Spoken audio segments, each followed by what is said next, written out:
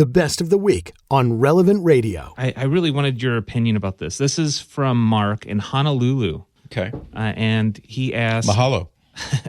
Hello, Patrick. First time contacting you. I have a question about Lent. I know we give things up for Lent, though someone once told me that we can also add things during Lent. For example, doing good deeds or helping out ministries in the church. Mm-hmm. I've always questioned if that's appropriate or kosher. What do you think, Patrick? Well, it's not. Let me start here. And thank you. What's the name of the person who wrote the email? Oh, that is Mark in Honolulu. Mark, okay. Thank you. Mark, appreciate that. So I would start by saying it's a trendy thing, and I'll tell you a little bit about how it became trendy. It really kind of started in the 90s, and it became a trendy thing to say that, you'll just add something instead of give up something for Lent. And, I mean, that seems pretty appealing if you don't have to give up something that you otherwise like, and you can do something extra. I mean, it kind of sounds good. It looks good on paper, but it's not traditional. So the traditional practice is self-denial. Jesus said, if you wish to be my disciple, deny yourself. Interesting that Jesus didn't say, if you wish to be my disciple, do extra things.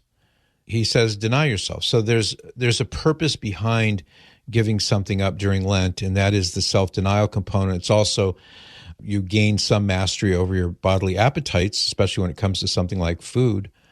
So it's not that doing something is a bad thing. It's not a bad thing. It's a good thing. But it defeats the purpose of why we traditionally give up something during Lent, an abstinence from something. Now, how did this start? Well, in the 90s especially, there were some sort of pop Catholic folk, Henri Nouwen, who was a very, very popular best-selling Catholic author. He was a priest. It turns out he had some problems in his own personal life, but his books were very influential. And so even as far back as like in the late 60s and into the 70s, he was proposing this. Richard Rohr, also a very popular guy.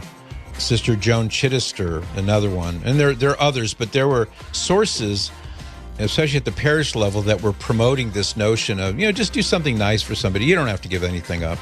That's kind of where that came from. And as you could probably tell, I don't think it's a good idea. Do something extra, but definitely give something up. Like what you just heard? Share it with your family and friends. And thanks for listening.